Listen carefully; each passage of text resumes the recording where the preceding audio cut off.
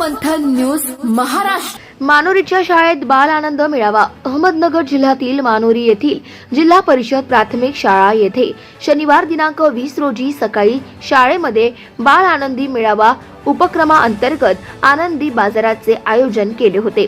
या बाल आनंद मेळावा उपक्रमाअंतर्गत आनंदी बाजाराचे उद्घाटन लोकनियुक्त सरपंच सौ ताराबाई भीमराज वाघ यांच्या हस्ते संपन्न झाले।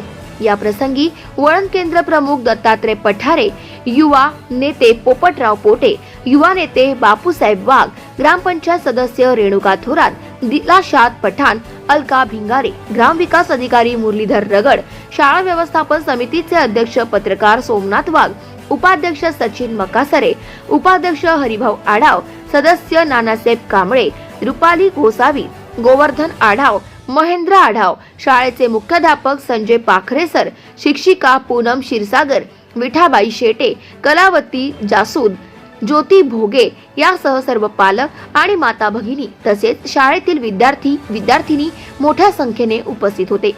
सार्वमंथन न्यूज महाराष्ट्र, मानोरी प्रतिनिधी सोमनाथ वाघ। Subscribe now and press the bell icon. Never miss an update.